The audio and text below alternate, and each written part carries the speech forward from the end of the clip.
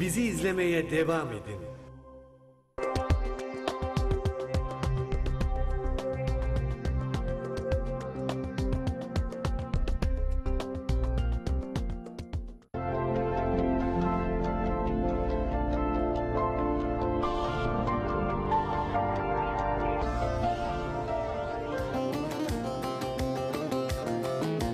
Haydi bakalım. Anadolu Rüzgarı, Ekin TV, hoş geldiniz.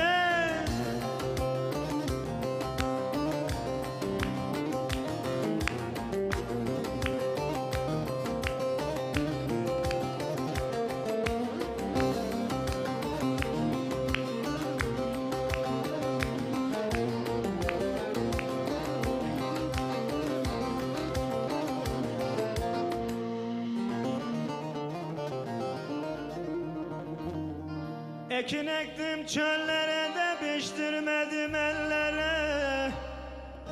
15'inden yar sevdim, ondan düştüm dillere. Hopla da sevdiğim hopla da, ekini sıkça topla. Kesme de güzel altına da, biraz da beni sakla. Hopla da güzelim hopla da, ekini sıkça topla. Kesme de güzel altına da, biraz da beni sakla. Haydi bakalım stüdyo, ver coşkuyu.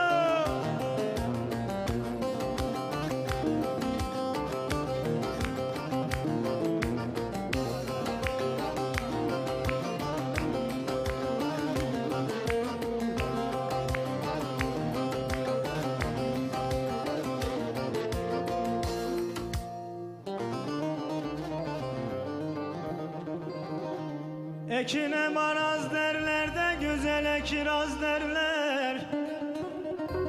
Yarinden ayrılana da yana yana gez derler. Hopla da güzelim hopla da, ekini sıkça topla. Kesme de güzel altına da, biraz da beni sakla. Hopla da güzelim hopla da, ekini sıkça topla. Kesme de güzel altına da, biraz da beni sakla.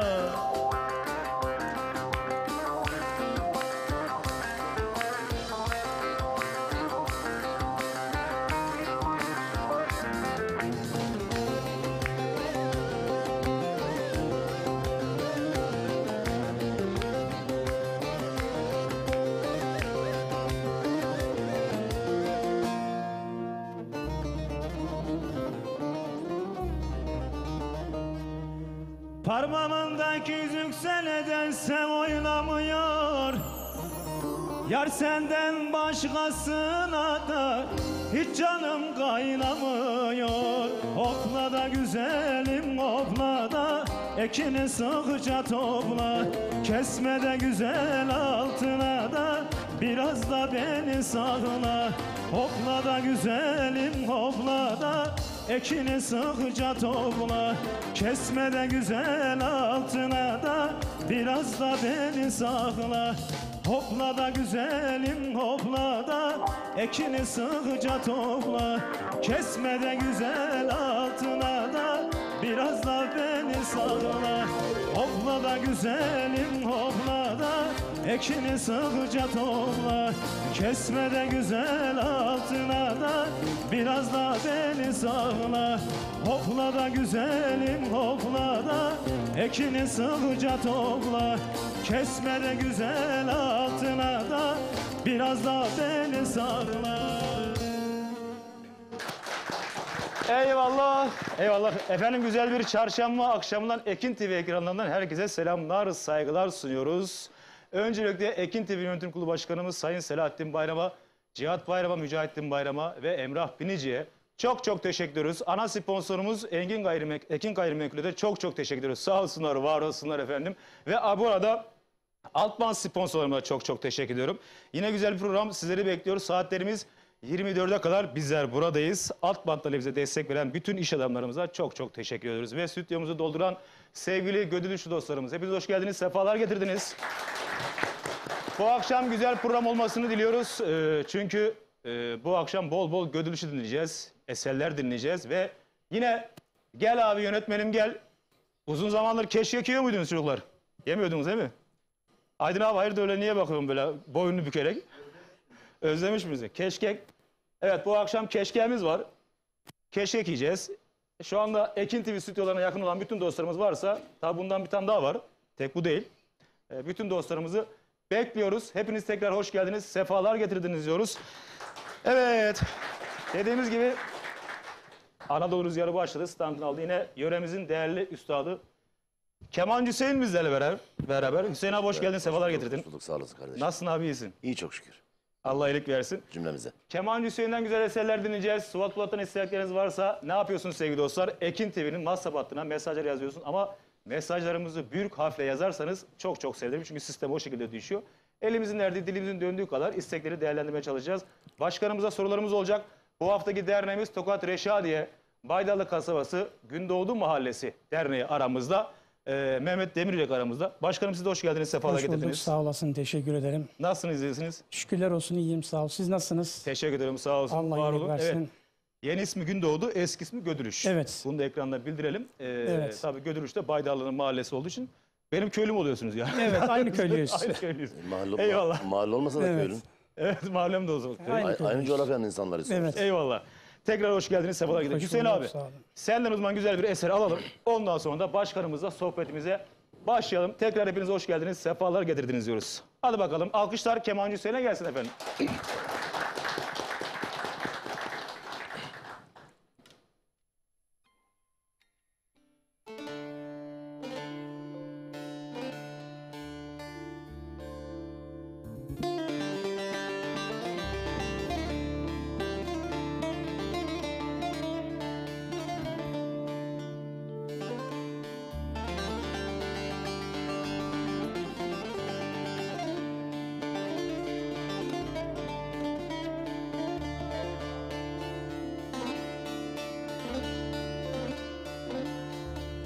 Seven gönül birbirinden ayrılmaz. Kara gözlüm nazlım idim bir zaman. Bundan sonra bakmam daha ellere. Hoş bakışlı nazlım idim bir zaman.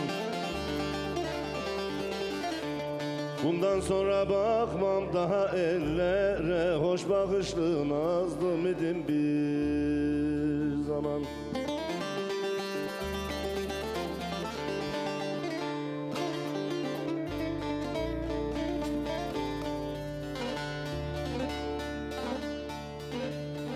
Geçilir mi neydem neydem aşkın nehrinden.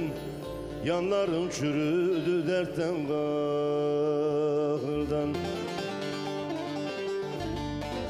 Bir bade doldurup verdi zehrinden. Kalem kaşlı nazlım idim bir zaman. Bir bade doldurup verdi zehrinden. Kalem kaşlı nazlım idim bir zaman.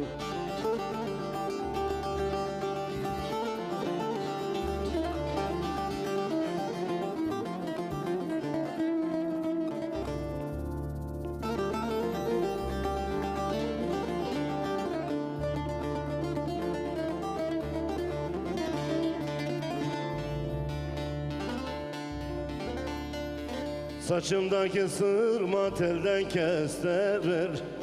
Adını duydukça Hasan nerededir? Senin bu dertlerin benim ömrümü de yer.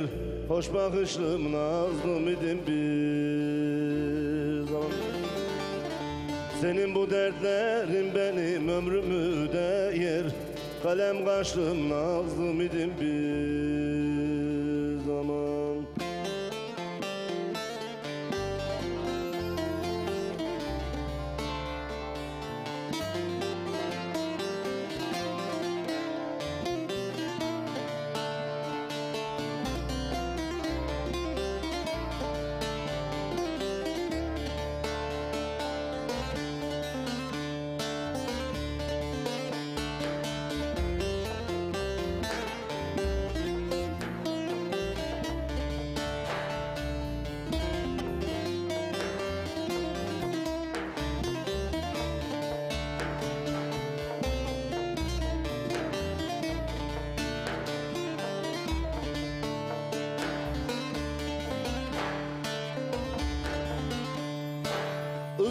ızdırabı gül suyuna bandılar. ızdırabı gül suyuna bandılar. Gülüm seni arar oldum neredesin? Ayrılığın altın tasta sundular. Ölüm seni arar oldum neredesin? Ölüm seni arar oldum neredesin? Ayrılığın altın tasta sundular. Ölüm seni arar oldum neredesin? Ölüm seni arar oldum neredesin?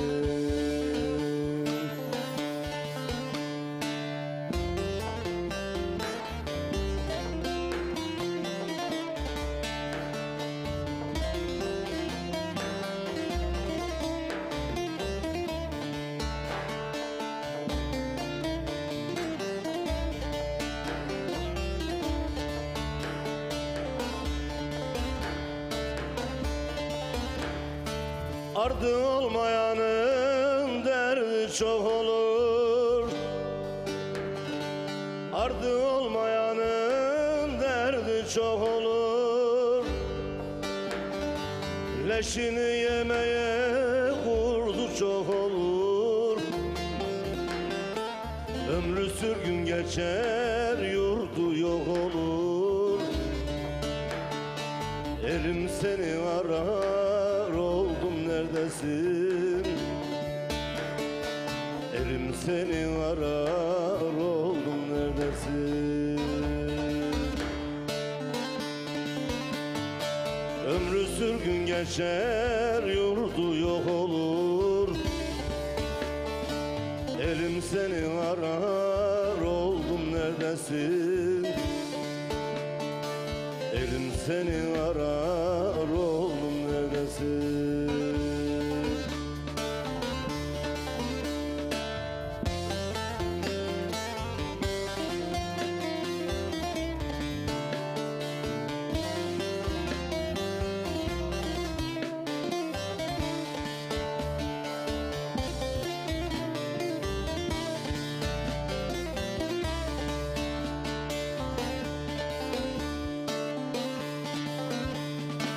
Memleketim Maraş emekçi adı.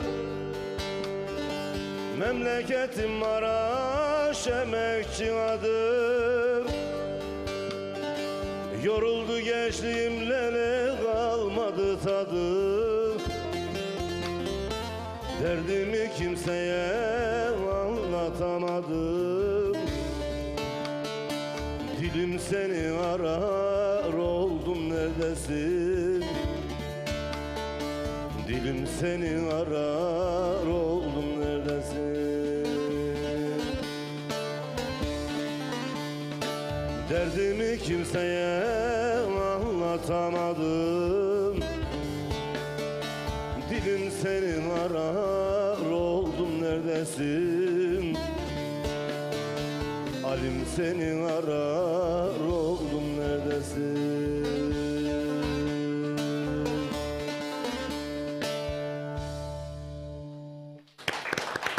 Eyvallah abi. Ağzına, yüreğine sağlık Hüseyin abi. Eyvallah. Teşekkür ediyoruz. Yarın bildiğimiz gibi Kıvırcık abinin Evet. 13. ölüm yıl dönümü. Ben de onun son albümde okuduğu bir eserle gireyim dedim. Rahmetle anıyoruz. Mekanın cennet olsun değerli üstadımızın. Evet, şimdi gelelim Gödülüş'e. Gündoğdu. Gündoğdu.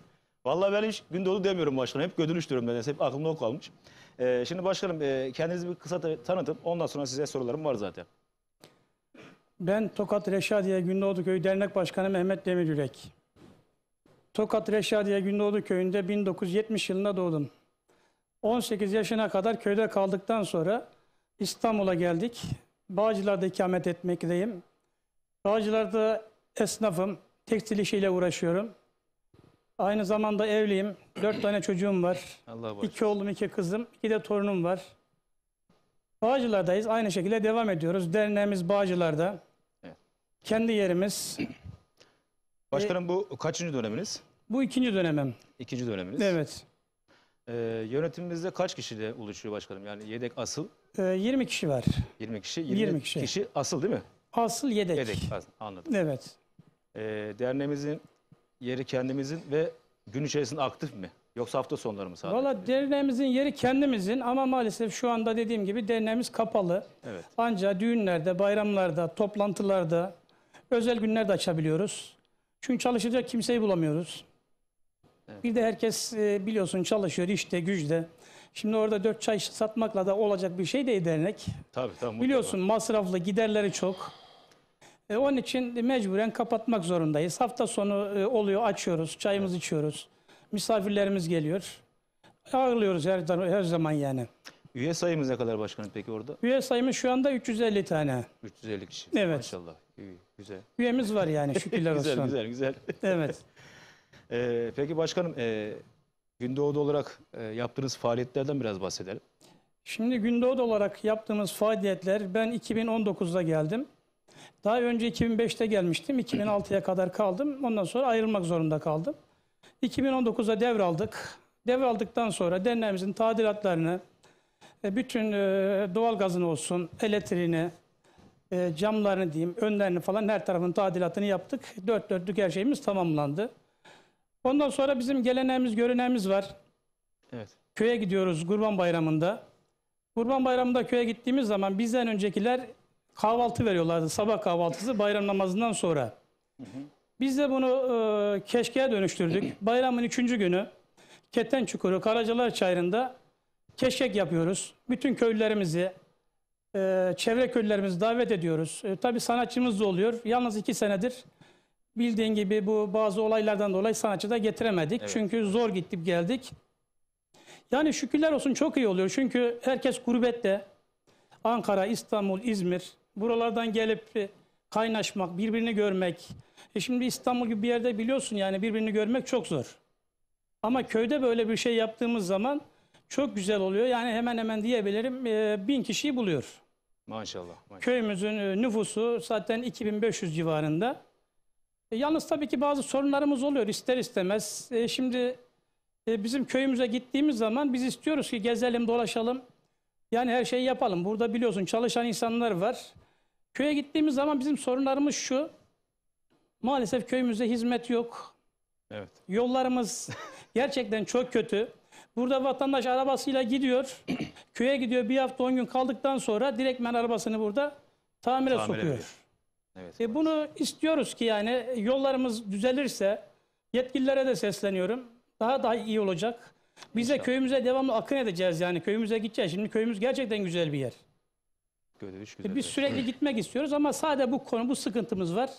İnşallah onu da bu zamanlarda çözmeler gerekiyor. Çözeceklerine de inanıyorum İnşallah yani. çözerler zamanla. İnşallah. İnşallah. Zaten Temennimiz o.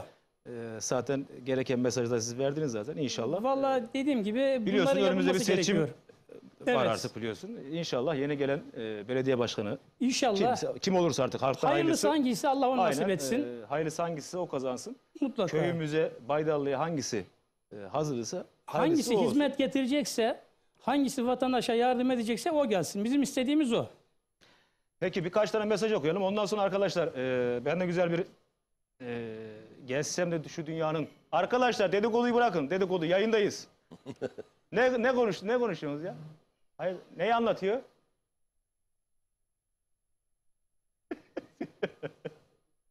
Gezsem de şu dünyanın. Aydın abi. Onu siz bir ayarlayın. Ben birkaç tane mesaj okuyup bakalım kimler nereden katılıyor. Sevgili dostlar bu arada alt bantlarımızda geçiyor zaten. Dernek başkanımıza bu akşam bize katkı verdiğinden dolayı çok teşekkür ediyoruz. Ben teşekkür Sağ olun, var ederim, olun. sağ olun. Başkanımız tekstil derken okul kıyafetleri değil mi? Evet, okul kıyafetleri yapıyorum. Yani buradan Bağcılar bölgesinde, işte Esenler bölgesinde değil mi Her başkan? tarafa yapıyoruz yani İstanbul için, Oluyor mu? İstanbul dışı evet. Ha, bölge olmuyor yani. Yok, bizim için fark etmiyor. Keşan'da da var, He, Sivas'ta da var müşterimiz. tamam. O zaman buradan bütün Tokatlı dostlarımıza, hemşehrilerimize buradan sesleniyoruz. Bağcılar'da başkanımız yeni değil mi? Evet, Bağcılar Çiftlik'te. okul kıyafeti kendisi yapıyor. Başkanımıza iletişime girerseniz çok iyi olur. Uzanan kol bizden olsun diyoruz. Mutlaka. Eyvallah. Sağ ol, teşekkür ederim. Hatay 4 yoldan Mahmut Ay, Reşadiye'nin açıp da solmayan gülü, gül yüzlü kardeşim senden Reşadiye yöresel Gülizar türküsünü rica ediyorum. Sana ve tüm ekibine selamlar, saygılar demiş. Eyvallah, teşekkür ediyoruz. Hatay'a selamlar, saygılar olsun. Bu akşam iki can dostum, kemancı Hüseyin kardeşim ve Suat Polat'la Sıla'ya dönüş yolunda olduğum için stüdyoda olamayacağım. Fakat muhteşem bir program olacağından eminim. Çal bir şeyler bizim yöreden olsun. Arkasından hani neredeler gelsin. Tüm Tokatlara, bizi seven dostlara gelsin. Tokat Reşadiye Dolay Köyü'nden Ali Ekber Er Yılmaz demiş. Şu anda yoldalar, Osmancık civarındalar.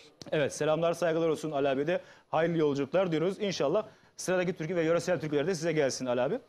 Suat Bey hayırlı akşamlar, sizlere ve ekibinize başarılar dileriz. Ben Gebze'den Aydın Güner Çakras Köyü'nden demiş. Çakras'a selamlar, saygılar olsun. Öncelikle Ekin Türk ailesine selamlar. Değerli konuklarınıza hoş geldiniz. Dileklerimi iletirim.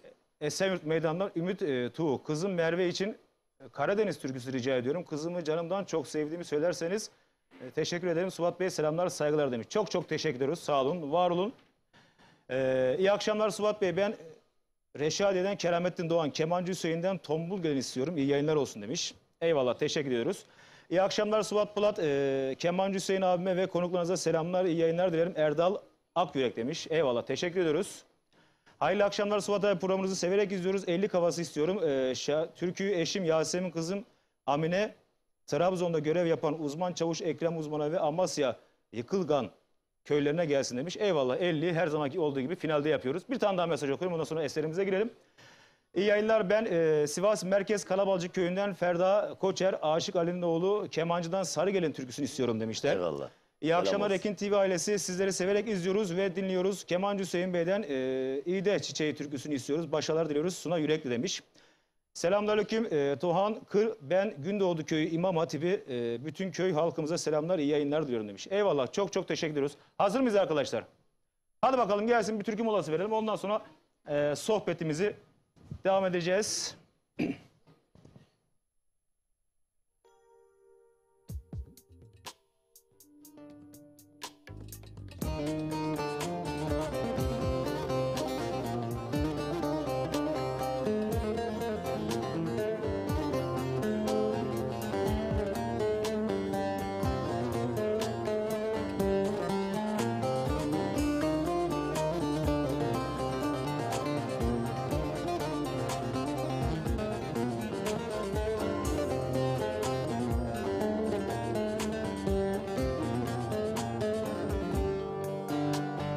Gezsem de dünyanın dört bucağını,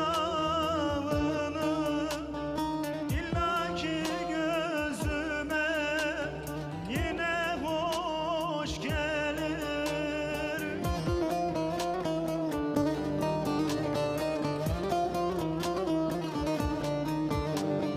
Gönül arzu eder dostu cananı, sızlar eski yaram yaram, gözden yaş gelir. Gönül arzu eder dostu cananı, sızlar eski yaram yaram, gözden yaş gelir.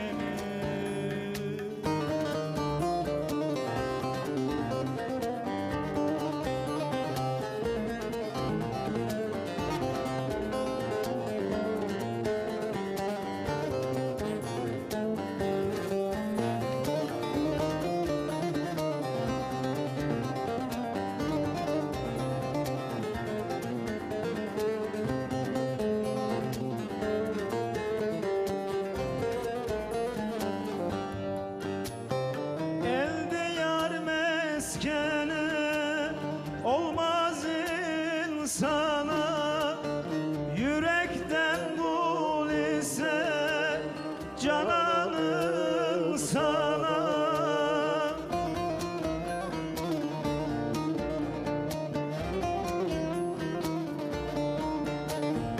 Al bilmez hoyratı yar yar, sararsan cana Ağustos ayında başa kış gelir. Al bilmez hoyratı yar yar, sararsan cana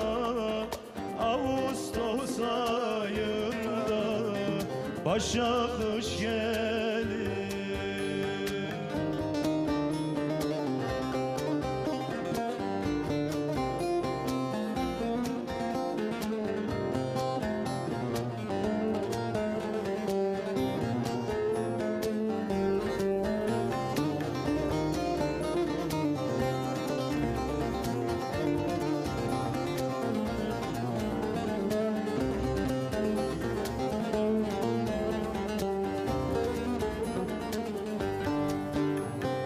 Haşim'i seversen ey deli gönül, diken bir gül olur kargada bülbül.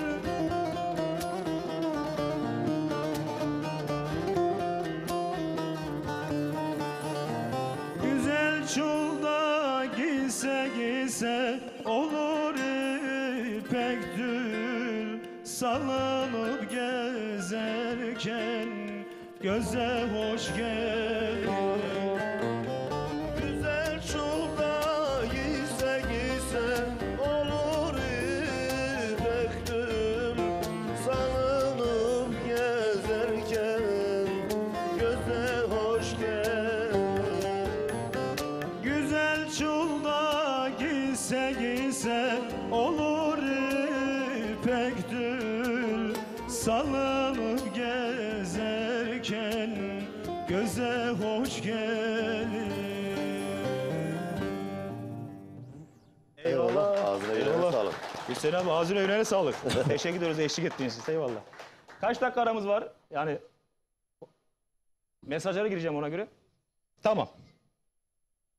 Birkaç tane mesaj okuyalım o zaman. Hayırlı akşamlar, iyi yayınlar. Ben Sivas Yıldızeli Beldesi köyünden İbrahim Yıldırım. Sizden Kemancı Hüseyin'den Keltebelen Taşlar türküsünü istiyorum. Söylerseniz çok memnun oluruz. Selam olsun. Herkese iyi yayınlar demiş. Eyvallah.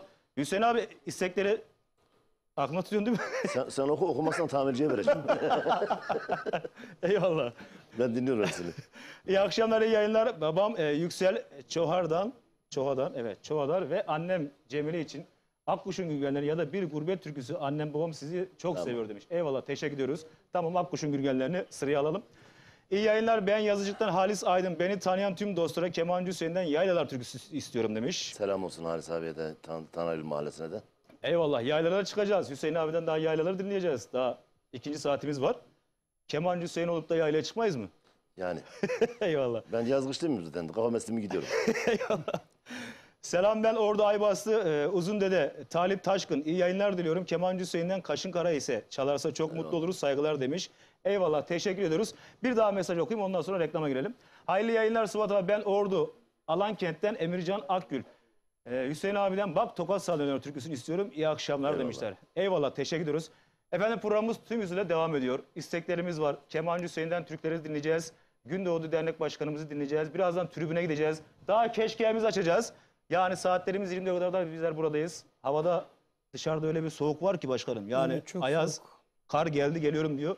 Onun için bu soğuk akşamda evinizi Anadolu Türküler rüzgarı ısıtacağız. ısıtacağız inşallah.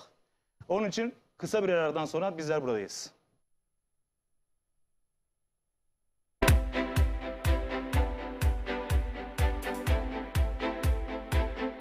Sevgili izleyenler, herkese merhabalar. Şu anda bizler Ekin Gayrimenkul olarak Lüleburgaz Çiftlikköy'deyiz. Çiftlikköy'de çok güzel bir projeye imza attık. Gerçekten havası güzel, oksijeni bol.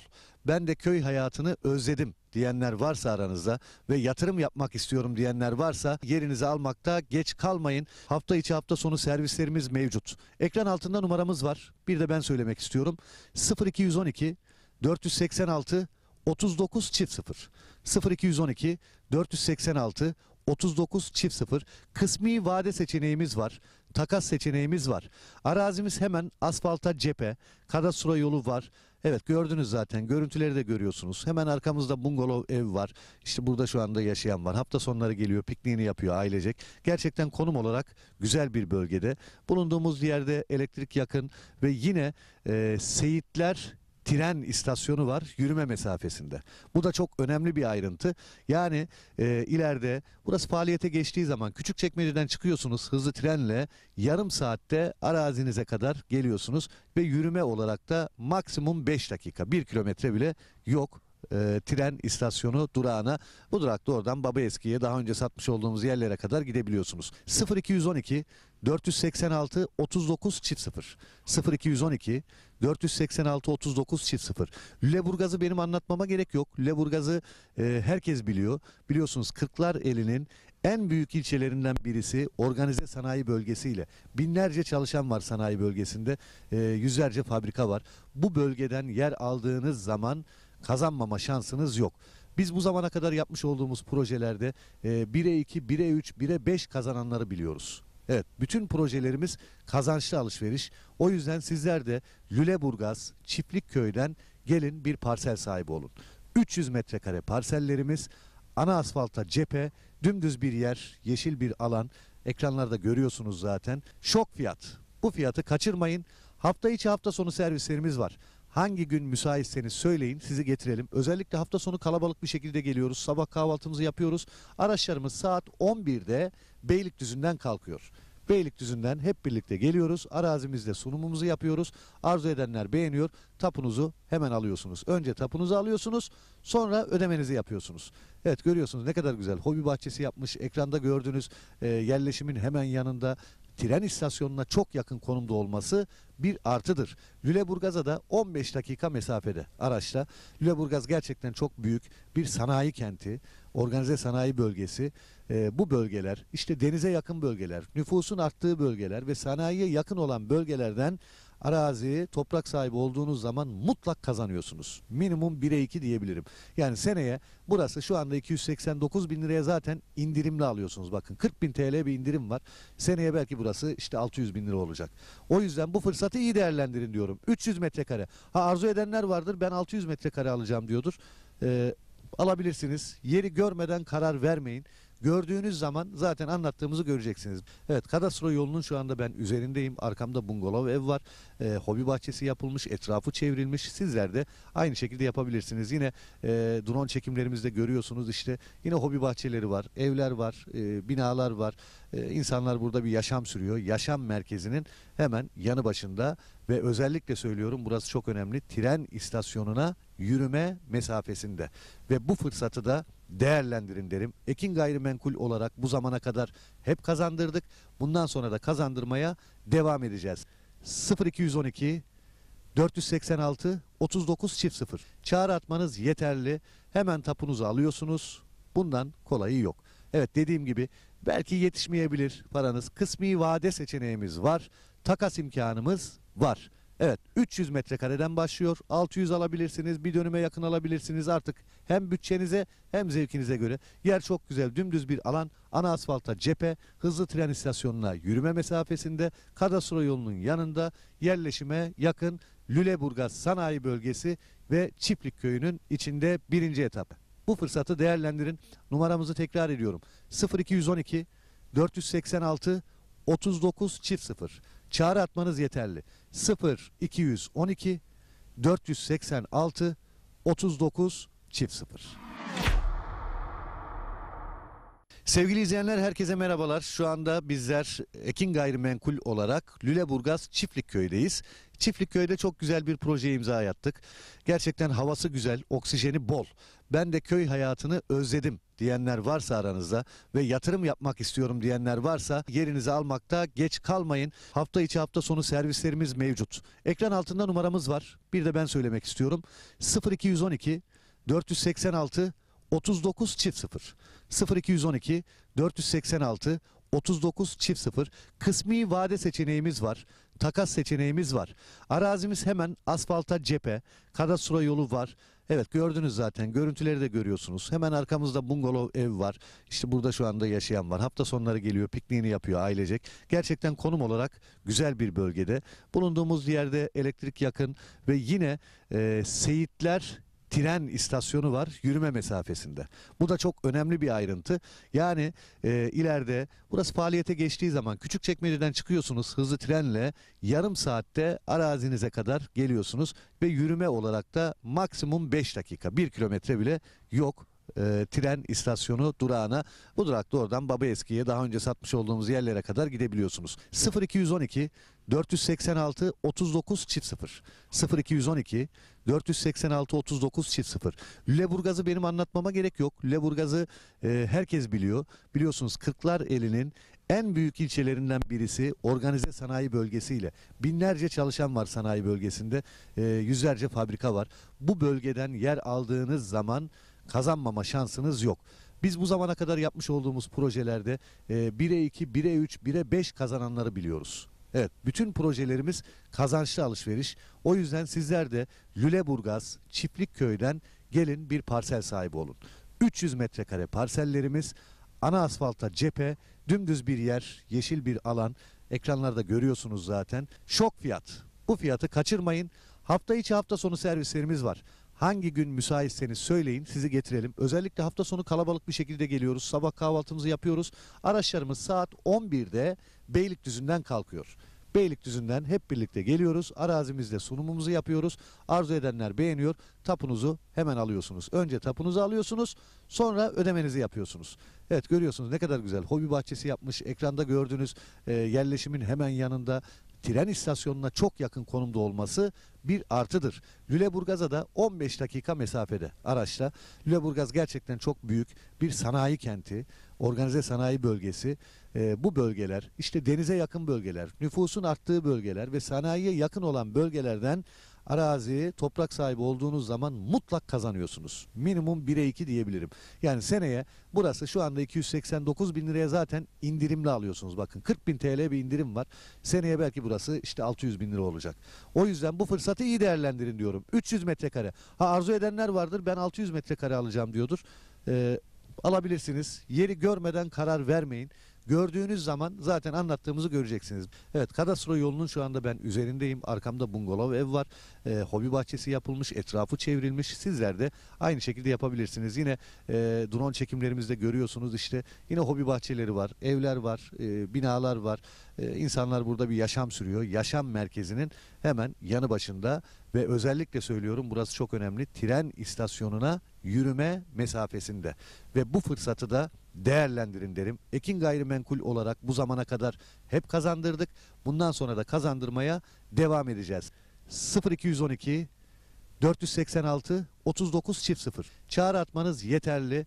Hemen tapunuzu alıyorsunuz. Bundan kolayı yok. Evet, dediğim gibi belki yetişmeyebilir paranız. Kısmi vade seçeneğimiz var. Takas imkanımız var. Evet, 300 metrekareden başlıyor. 600 alabilirsiniz, bir dönüme yakın alabilirsiniz artık. Hem bütçenize hem zevkinize göre. Yer çok güzel, dümdüz bir alan. Ana asfalta cephe, hızlı tren istasyonuna yürüme mesafesinde, kadastro yolunun yanında, yerleşime yakın Lüleburgaz Sanayi Bölgesi ve Çiftlikköy'ünün içinde birinci etap. Bu fırsatı değerlendirin. Numaramızı tekrar ediyorum. 0212 486 39 0. Çağrı atmanız yeterli. 0212 486 39 0.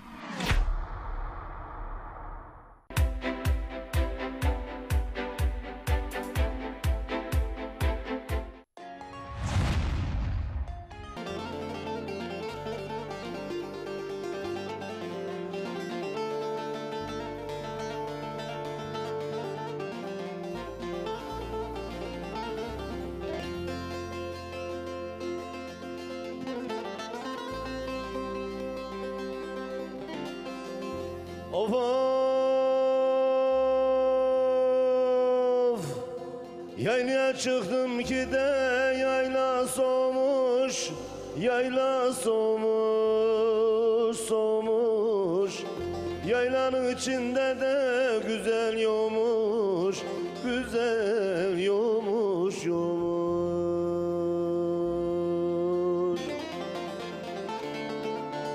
Elin güzeli de benim olsa ne fayda, olsa ne fayda.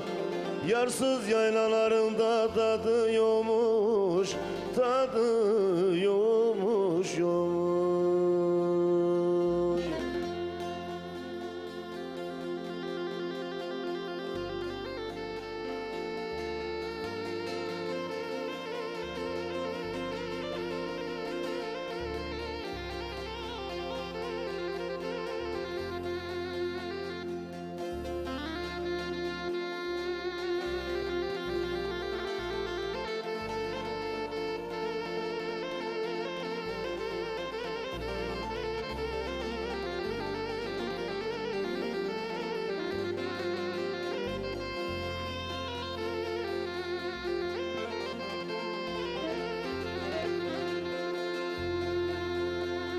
Of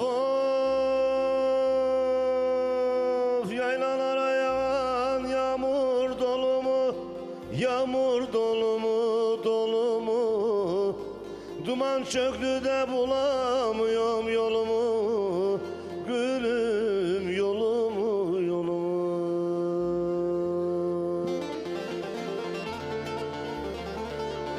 Sen yoksun yanımda da muhanet yarim, muhanet yarim.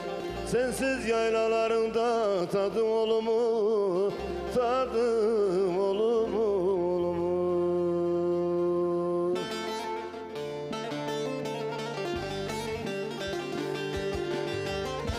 Vay vay vay.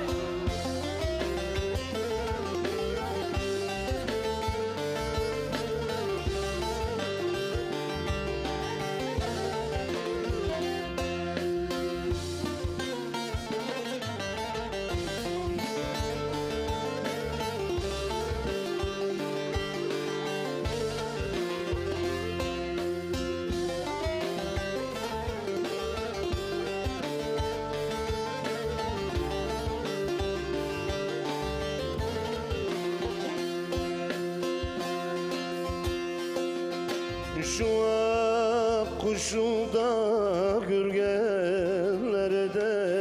yıkılmadı mı? Yar üstüme de yar sevmeye de sığılmadı mı? Şu ak kuşu da gürgeninde var günüm gugukler ötmesin. Gezdiğimizde yerlerde gülüm gülüm otlar bitmesin.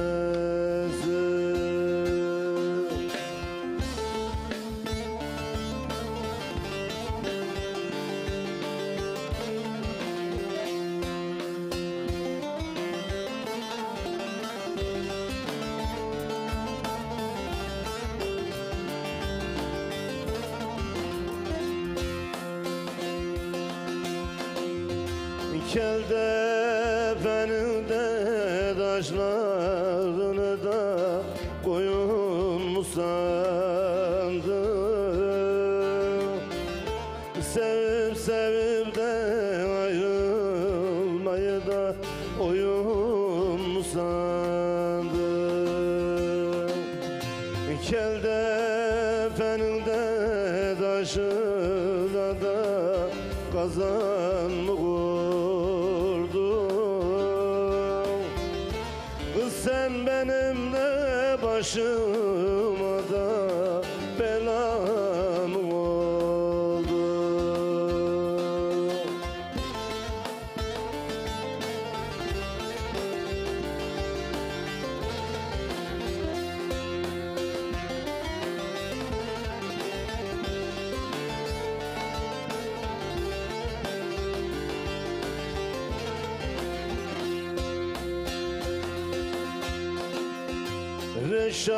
Reşadiye'de önünden gülüm akıyor ırmak.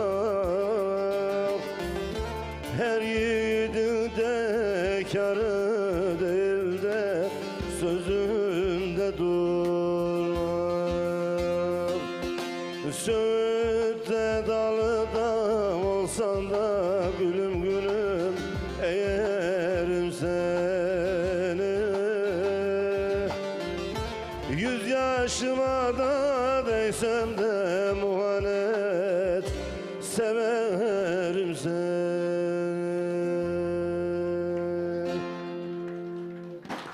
Eyvallahım, ağzına yüreğine sağlık. Evet sevgili dostlar, ikinci saatimizden herkese selamlar, saygılar. Anadolu Rüzgarı tüm hızla esmeye devam ediyor. Başkanım müthiş bir derecede mesaj var. Yani hem Evet. dernek olarak hem Hüseyin abiye mesajlarımız var ama elimden geldiği kadar okumaya çalışacağım sevgili dostlar. Hepsine Bu arada çok teşekkür ederim. şu anda ekran başında bizi takip eden bütün canlara, dostlara çok çok teşekkür ediyorum. Nurettin Tatlı şu anda bizi izliyor Hüseyin abi. Selam var. Nurettin abiye selamlar, saygılar olsun. Canlar Turizm çalışanlarına selamlar, saygılar olsun. müşterilerine, yolcularına. Onlar benim Yine damarım ya. şu anda Gündoğdu'da Recep Başkan bizi Evet. izliyor. Recep Başkan'a selamlar, saygılar olsun. Yine aynı şekilde Hüseyin Teşekkür abi sana ederim. selamları, saygıları var.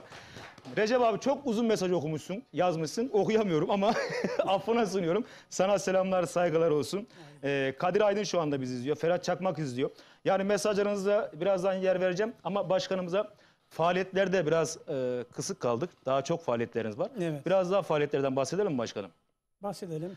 Yani dernek olarak ne yaptınız bu zamana kadar? Biraz ondan bahsedelim. Arkasından da ben de şöyle bir yayla havası. Arkasından burada bir dayı güpür istedi.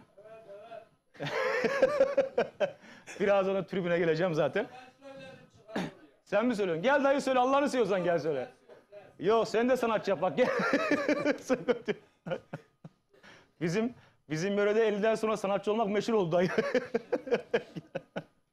Buyur başkanım söz sende. Şimdi Suat kardeşim, biz dediğim gibi 2019'da geldik. Yaptığımız hizmetlerde bu sene 2023'te olan depremde, 6 Şubat'taki depremde gerçekten köy olarak, dernek olarak yani yüklü bir miktarda yardım yaptık.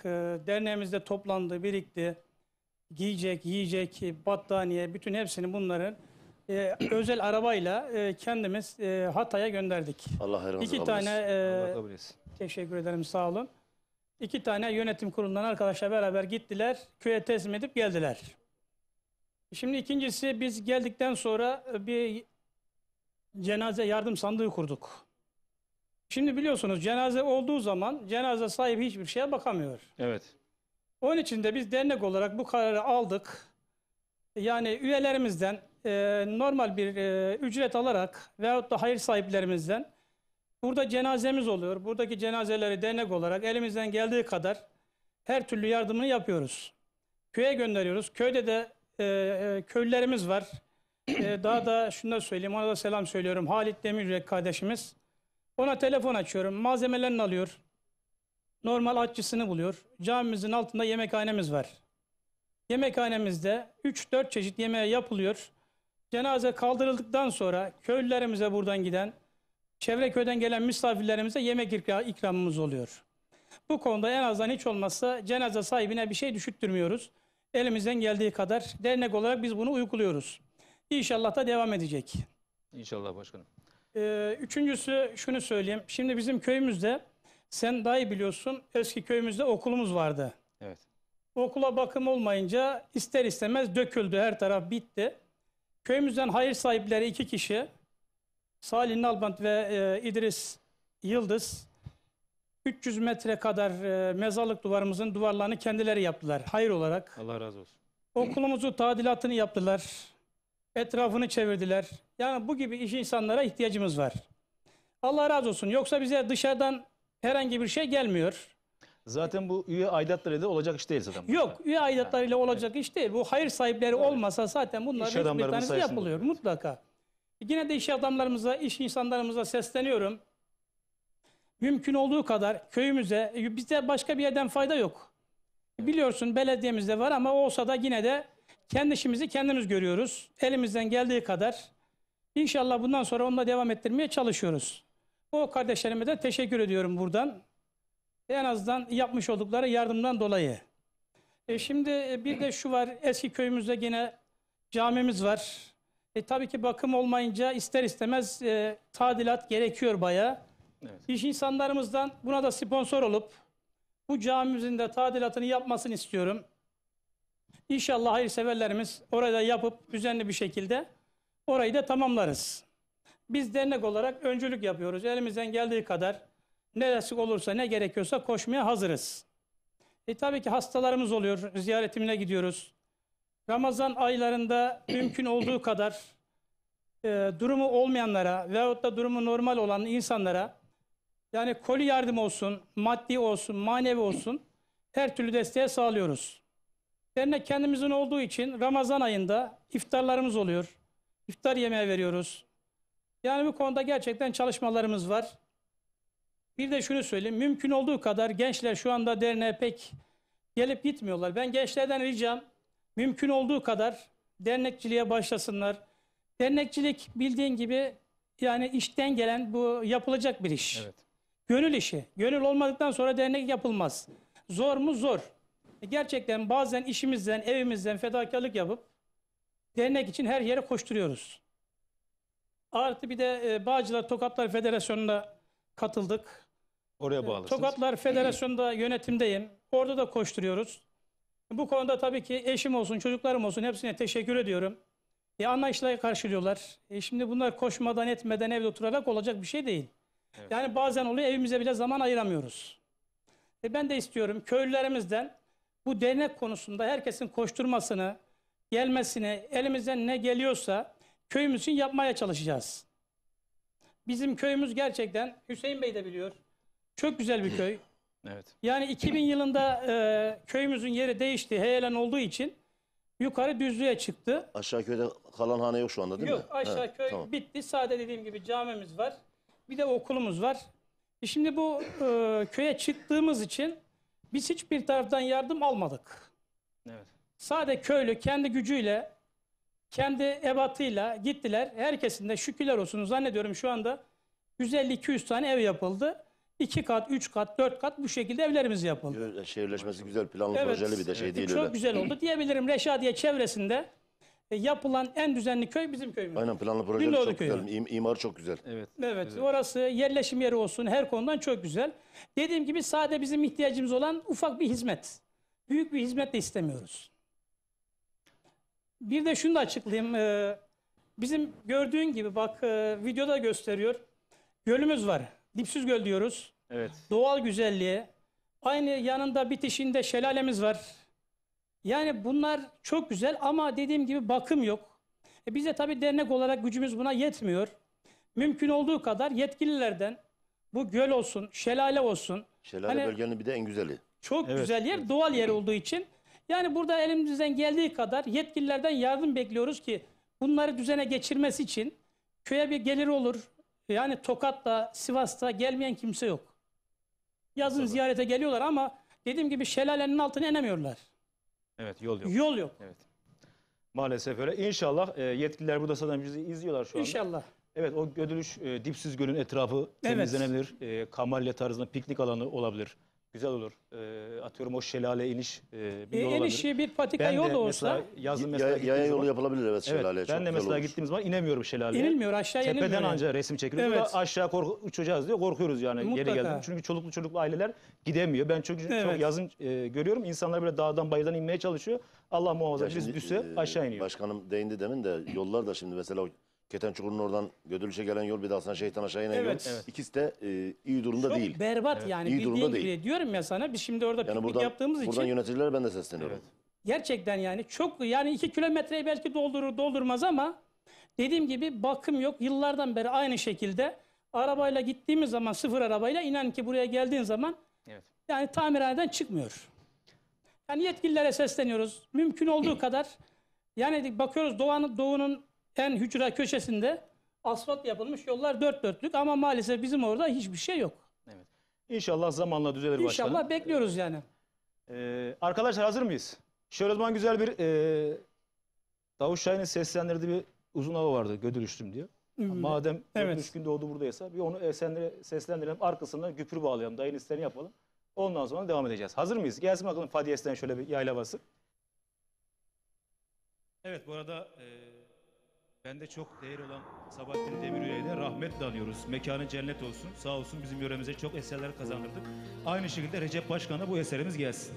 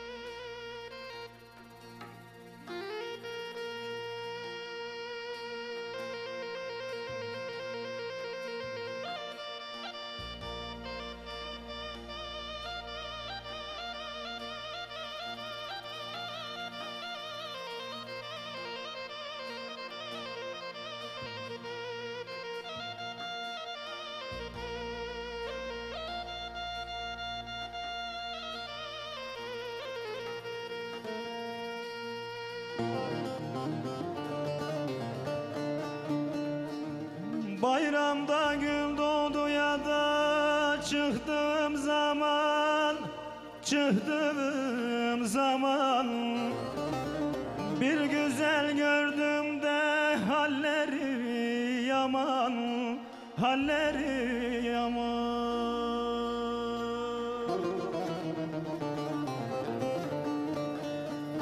Çaldağını kaplamış kapkara duman, kapkara duman.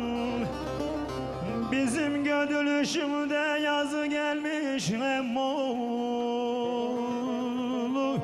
canım emmoğlu.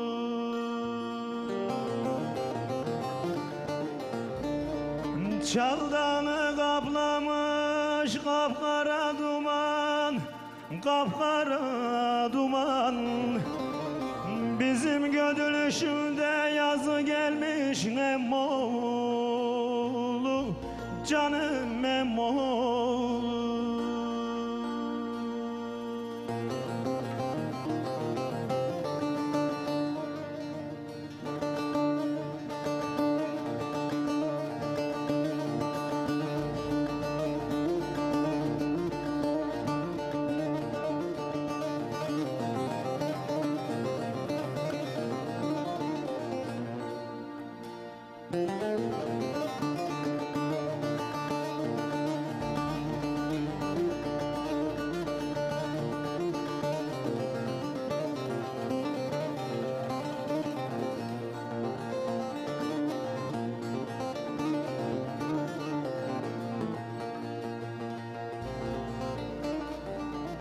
Gödülüşlüm bağlamış da kapkara bir önlük, kapkara önlük.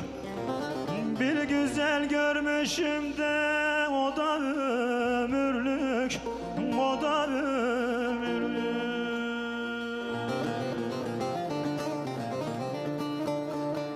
Gelinler topluyor da madım yemlik, madım yemlik.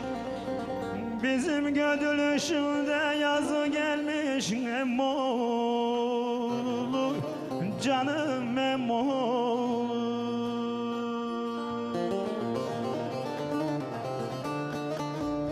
Gelinler topluyor da madım yemlik.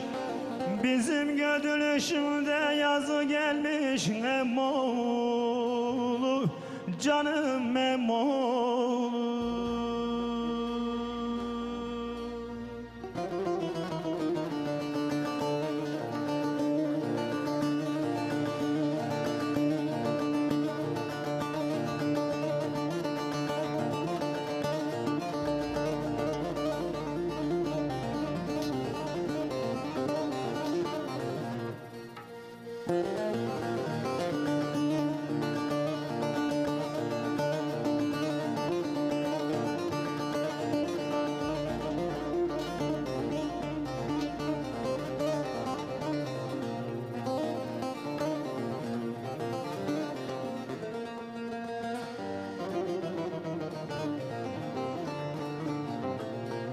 Akşam çıktım da şu toğluğun düzüne, gülüm gülüm düzüne.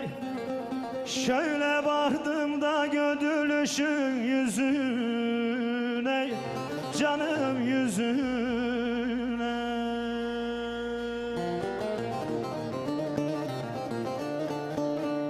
Delicem bulanmış da akıyor yine, akıyor yine.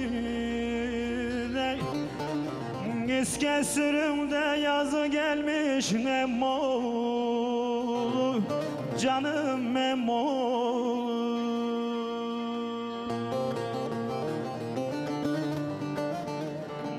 Delicem bulanmış da akıyor yine.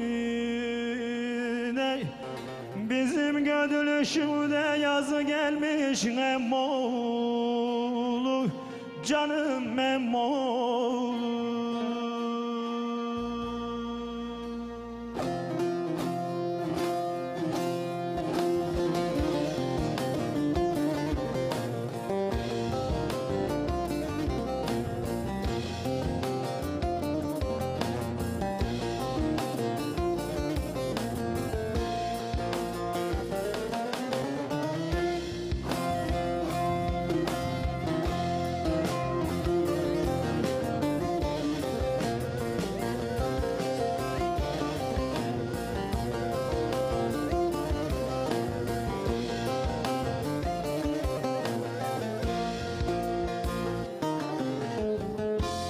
Güpürüm göçeceksin de beşli yün edeceksin de beşli yün edeceksin.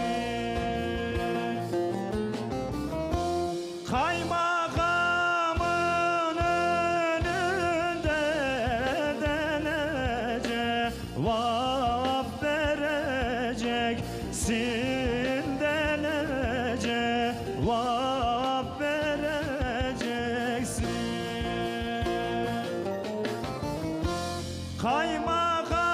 Kaymakamın önünde denece vap vereceksin denece vap vereceksin.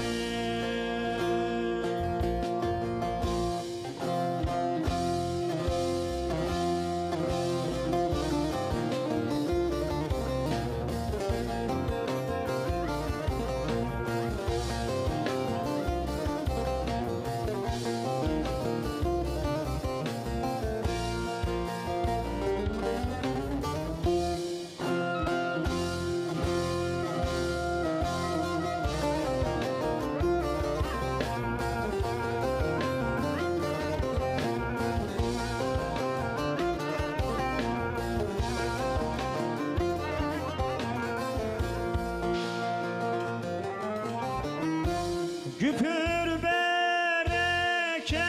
bereketli de halil bilmem nereli de halil bilmem nereli. İkisi de bir boyda da başlıklar sırmalı da başlıklar sırmalı. İkisi de bir boyda da başlıklar sırmalı da başlıklar sırmalı.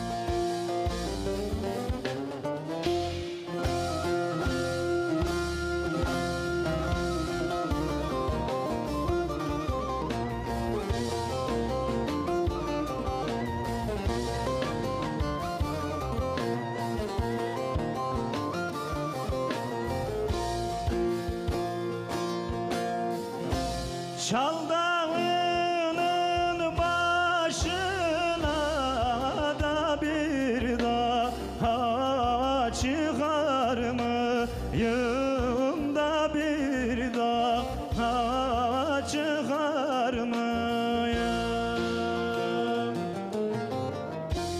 Meşenin dallarına da beşli yuva sarmayım da beşli yuva sarmayım. Meşenin dallarına da beşli yuva sarmayım da beşli yuva sarmayım.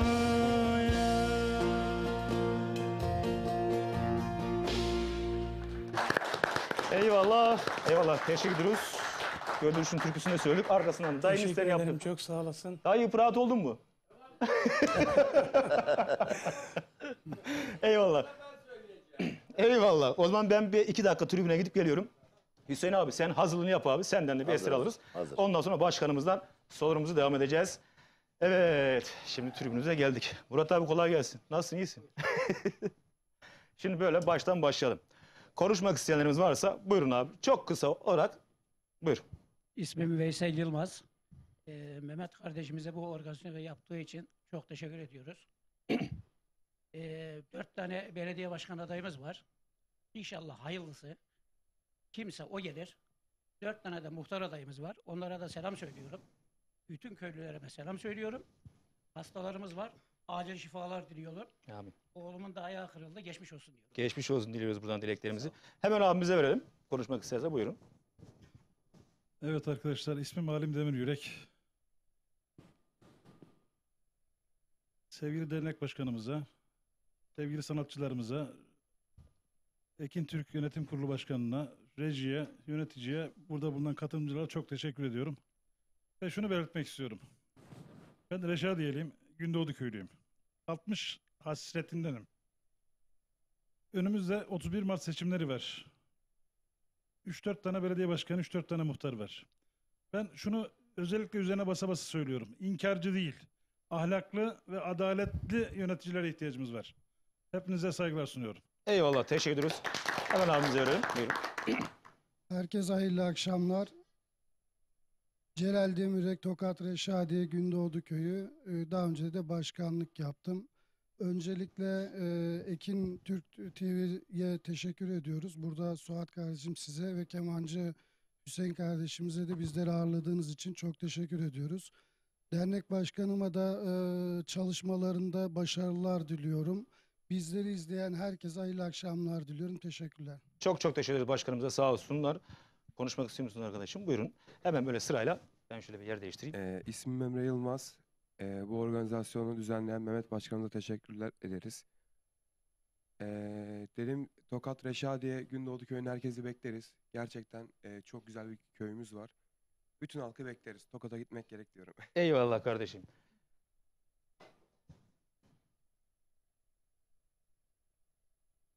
Tokat Gündoğdu Köyü Gödülüşlüyüz.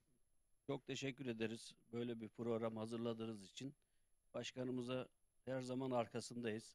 Desteğimiz sonuna kadar. Yani çok teşekkürler. Yani Allah razı Eyvallah. olsun. Bizler teşekkür ederiz. İyi ki geldiniz. Evet, böyle devam edelim. Sağ ol abi, sen güzel şiir okuyorsun yani. Şadi Demiryürek ben. Organizasyonu hazırlayan başta Suat Bey'e, Kemancı Hüseyin'e, dernek başkanımız Mehmet Demiryürek'e çok teşekkür ediyorum. Köyümüzde dünyada eşi benzeri olmayan güzel bir şelalemiz var. Evet. Bunu siz de her defasında gündem ediyorsunuz. Çok teşekkür ediyoruz. Buna güzel bir çalışma yapılırsa memnun oluruz. Size de teşekkür ederim. Eyvallah. Teşekkür ediyoruz Sağ abi. Sağ ol. Ben güzel bir türkü söyleyeceğim. Bir kıta söyle. Allah'ını seviyorsan söyle. Bir kıta. Fazla zamanımız yok zaten. Naza çekme kendini. Ses açık mı? Çarımın bağları da ya duman aldı da dağları, ya senin için dolaştım da şadumanı da dağları. Eyvallah, daha yavrum gelsin. Buyur abi. Bu güzel günü ayarlayan dernek başkanımız, sayın sanatçı arkadaşlarımız ve Gündoğdu Köyü'nün hepsine selamlar. Eyvallah. Hayırlı günler. Teşekkür ediyoruz. Var mı konuşmak isteyen? Buyur abim. Sen niye narkotik tutun ya böyle? İyi görünüyor o yüzden. Ben Cihan Yılmaz, dernek yönetimindeyim. Dernek başkanımıza, Kemancı Hüseyin abimize, sizlere ve ekibinize çok teşekkür ediyoruz. Burada bizi ağırladınız. Köyde eksiğimiz olan bir şeyimiz daha var.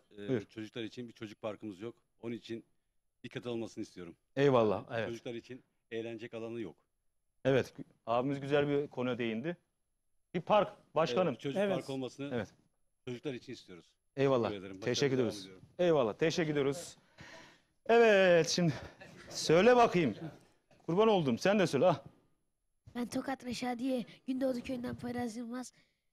Şelalenin orada yapılmasını istiyorum. Aşağı hiç inmedim. O yüzden merak ettiğim için şelalenin orasını yapılmasını istiyorum. Ve evdeki aileme selam söylüyorum. Eyvallah. Teşekkür ederiz vallahi. Bak. Kardeşim güzel açıkladı. Şelale inemiyorum dedi. Onun için buradan bütün yetkililere sesleniyoruz. Şelaleyi bir an önce yapıyorsunuz. Yoksa Suat Bey gördüğünüz gibi bak köylülerimizin hepsinin Evet. istekleri hemen hemen hep aynı Ama yani. başkanım şimdi şelale Şadi abinin dediği gibi de güzel bir şelale yani Evet. şey olarak. İnşallah orayı düzenleyelim, güzel de bir festival yapalım orada. İnşallah. Olur mu? Kemancı Olur. Hüseyin, Çok Suat güzel Polat olur. güzel bir Çok gönül güzel etrafı. olur. İnşallah öyle bir şey yaparsak yaza yapalım. İnşallah. Zaten pikniğimiz de oluyor. Siz de gelirsiniz. Dediğim gibi güzel bir açılışını yaparız. Tamam. Bol bol size teşekkür ederiz. Eyvallah, teşekkür ederiz. Sağ O olun. zaman hadi bakalım bir alkışlayalım Kemancı Hüseyin abimizi. Bir eser.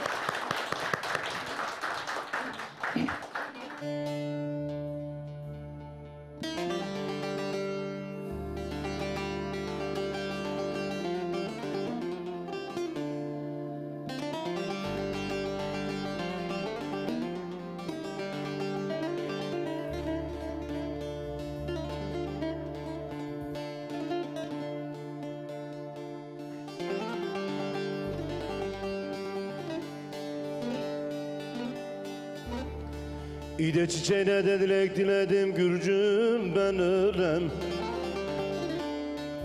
Gece gündüz de bir hayale yöneldim de ülger doğmaya da sebep olmaya.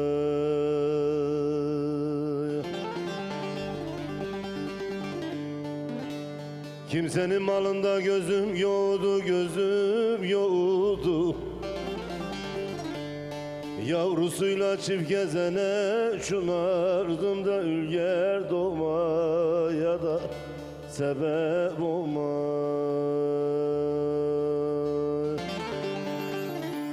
Yavrusuyla çift gezene şunardım da ülger doğmaya da sebep olmaz.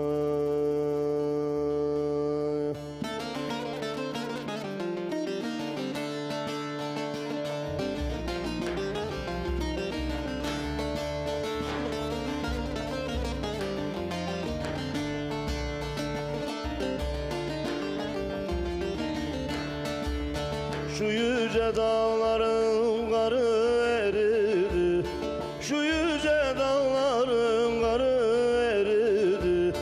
Sel oldu gidelim de bizim ellere, sel oldu gidelim de bizim ellere.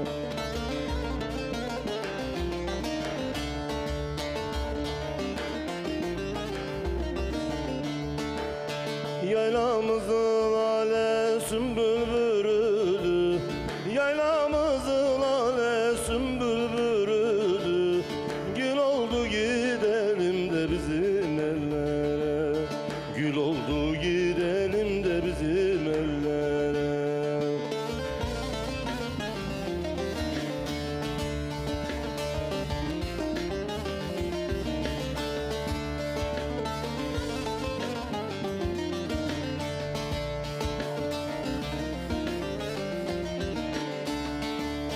Nazlım olur güzellerin iyisi, nazlım olur güzellerin iyisi. Benim gönlüm güzellerin delisi, benim gönlüm güzellerin delisi.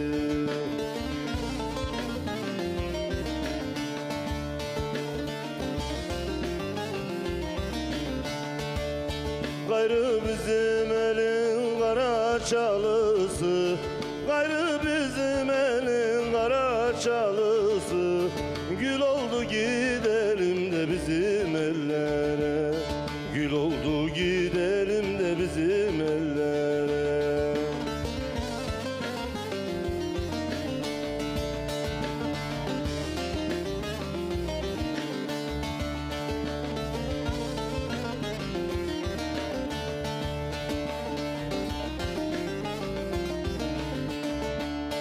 Karaca oğlan der ki gelir yazları, Karaca oğlan der ki gelir yazları. Güzel kimden aldın da sen bu nazları, güzel kimden aldın da sen bu nazları.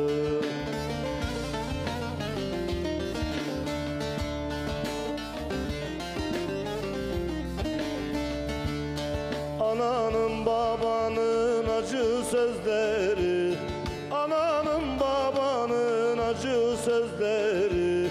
Bal oldu gidelim de bizim ellere, bal oldu gidelim de bizim ellere, bal oldu gidelim de bizim ellere.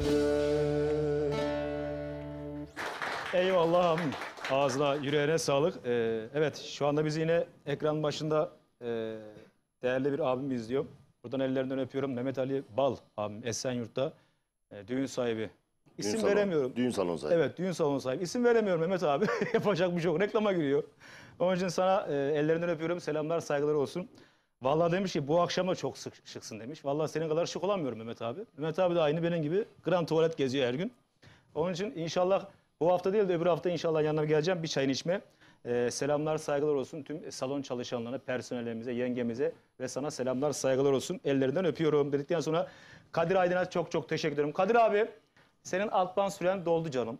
Kadir beni aramış ama Kadir. Kadir Aydın, sana da selam var. Aleykümselam. Kaç?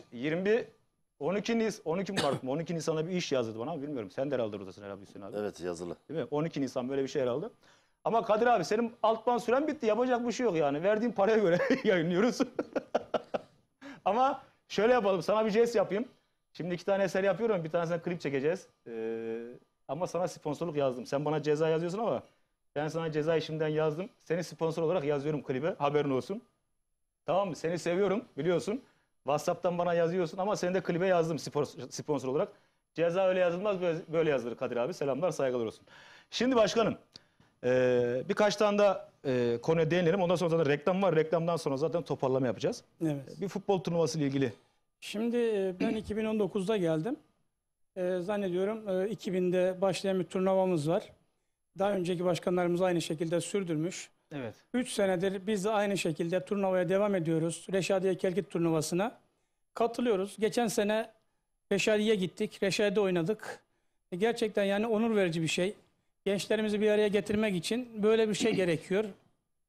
İnşallah bu sene yine aynısını düzenlemeyi düşünüyoruz. Gençlerimizi bir araya getirmemiz için. İkincisi şunu da söyleyeyim yapacaklarımızdan. Kısmet olursa inşallah bu sene yayla evlerimiz yok. Yayla ev yapacağız. İnşallah. Bunu da buradan belirteyim. Seçilen 4 tane belediye başkanımıza buradan selam gönderiyorum.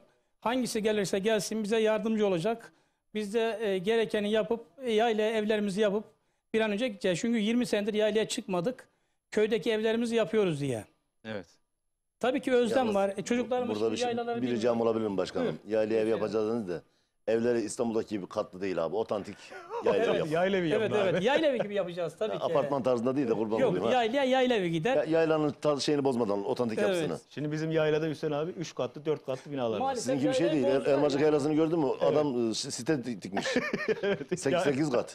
Evet. Şimdi biz biliyoruz yaylayı. Biz yaylada büyüdük. Köyde büyüdük 18 yaşımıza kadar. Ama bizim çocuklarımız yaylayı bilmiyor.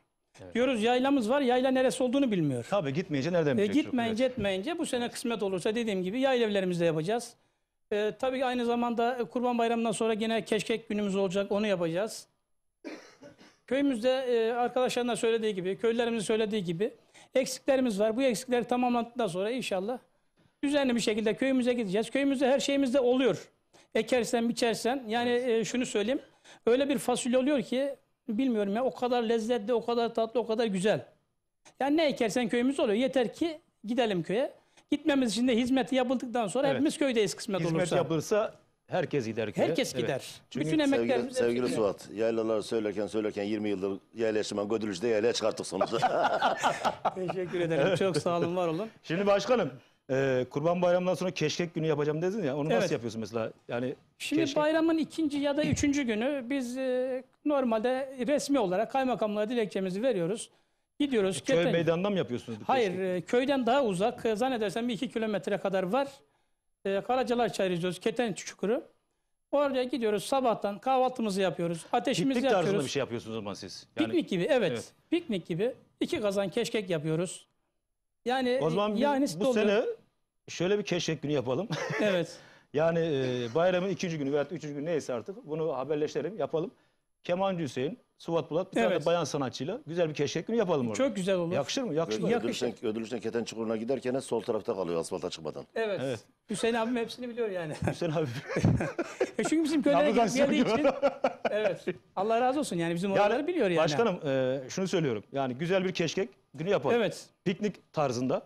Evet, piknik Sanatçı gibi. da yapalım. Güzel 3 tane sanatçımız olsun. Tabii. Kemal Hüseyin, Suat Bulat, bir tane bayan Çok güzel olur. sanatçımızla. Çok Güzel, güzel bir olur. piknik tarzı. Olur mu? Değil mi? Muhteşem olur yani. Çok güzel olur. En azından biraz daha Gödülüşü yani Gündoğdu'yu biraz daha Evet. tanıtırız. Anladın mı? Hatta gerekirse Gölet'in de orada reklamını yaparız. Tabii orada da olur. Şimdi Hüseyin Bey biliyor orayı, bizim Keten Çukur dediğimiz yeri. İnanır mısın bu sene yaptık. Havanın yağmurlu olmasına neden sabahtan gidemedik. Öğlene kadar köydeydik. Öğlenden sonra gittik. Yani o yola öyle komple arabalar sığmadı. Evet. O kadar gelenler vardı. Hele de dediğim gibi buradan giden insanlar özlem duyuyor. İster istemez birbirine kaynaşmak, tanışmak. Yani kendi köyün insanı tanımıyorsun. Bu konuda bunları yapmaya çalışacağız kısmet olursa. Sanatçı olursa daha muhteşem olur. Tabii da ilk Bu konuyu senemizde değerlendirelim. çok güzel olur. Tamam bu konuyu Çok güzel değerlendirelim. olur. Güzel Bunun bir, üzerine duralım. Ne gerekiyorsa ona güzel göre bir gerekeni festival yapalım. tarzında, piknik tarzında güzel bir şey Evet. yapalım. Hem türkü söylersem keşkek yeriz. Aynen. Evet. Mantıklı. Çok güzel olur gerçekten. Bakalım. Şimdiden onun sözünü vereyim size. Tamam. Kısmet olursa. Biz elimizden geleni yaparız başkanım. Sıkıntı Allah yok. razı olsun. Hüseyin Teşekkür abi de ederim. inanıyorum ki elinden geleni yapar. Yok, yaparız. Zaten biz o Söylemeye tarihlerde oluyoruz ama yeter Evet. ki bize işte bir ay önceden haber verin ki biz de çünkü ona notumuzu Tabii alıyoruz. tabii Çünkü Kurban mutlaka Bayramı önceden yoğun haberini oluyor. verip o şekilde ayarlayalım. İnşallah hem köyümüzü hem sizler oraya gelirsiniz, misafir ederiz. Elimizden geldiği kadar dediğim gibi görürüz, ederiz, yeriz, içeriz, kalkar geliriz. Sıkıntı yok başkanım. O zaman Kemal Hüseyin'den bir türkü daha alalım. Arkasına reklama girelim. Olur mu? Keşik sendeydi ama. Yok.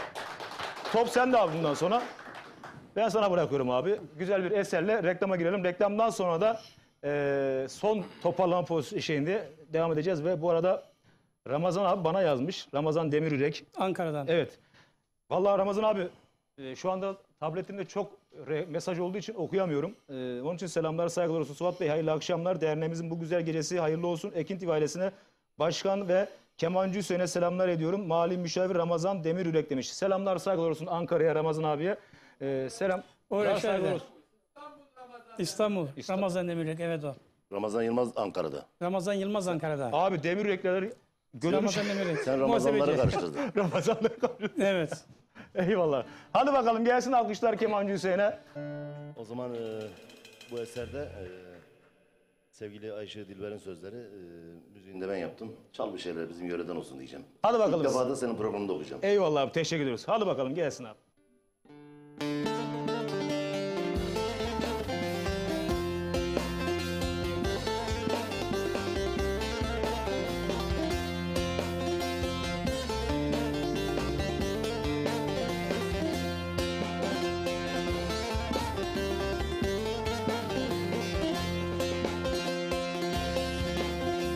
Olur ise bizim Tokat'tan olsun, yar olsun. Bu türkümde size hatıra kalsın. Bu türkümde size hatıra kalsın.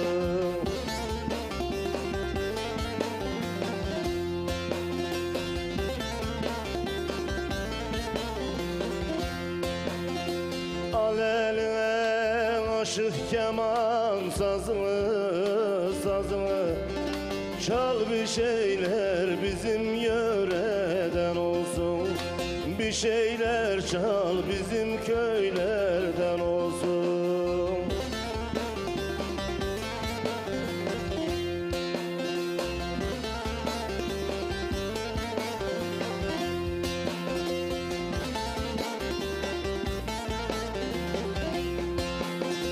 Çal da dinleyelim şöyle derinden, derinden. Bir ov çeksem kalbim çıkar yerinden. Bir ov çeksem kalbim çıkar yerinden.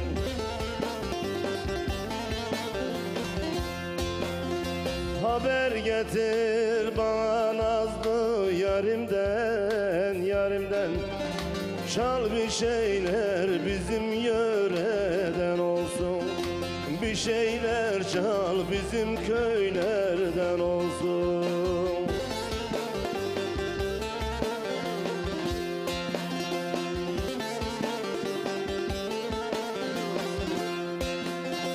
Zaten benim derdim bana yetiyor, yetiyor. Az yaşa çok yaşa ömür bitiyor. Az yaşa çok yaşa ömür bitiyor.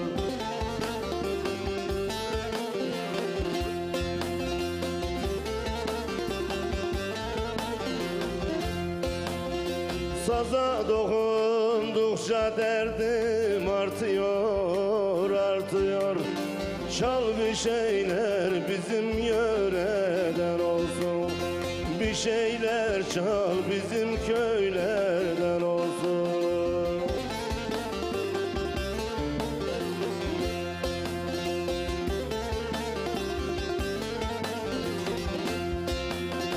Ay ışığı dilber serden geçelim, geçelim.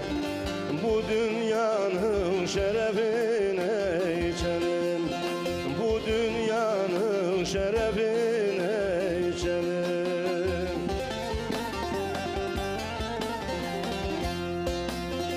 Of of deyip bir yol yaylalara çıkalım, çıkalım. Çal bir şeyler bizim yöreden olsun.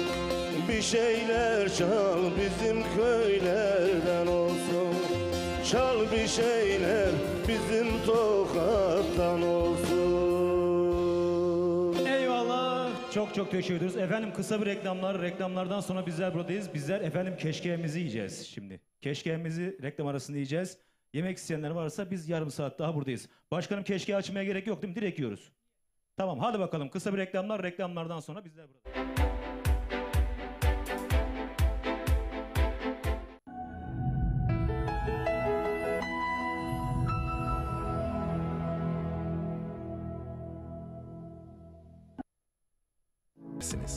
Gelibolu'nun tarih kokan topraklarında, denize bir adım mesafede ve unutmayın, her parselin sınırları belli.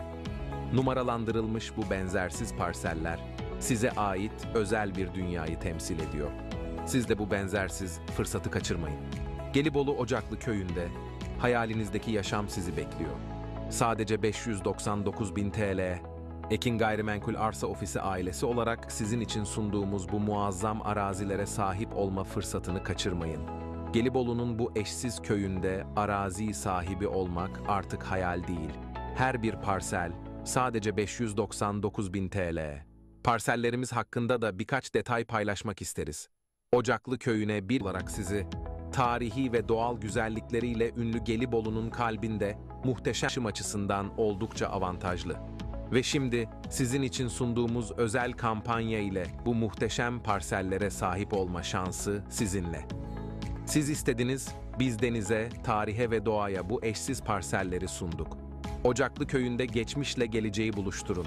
Her gün tarihin izlerini sürerek doğanın kollarında huzurla uyanın.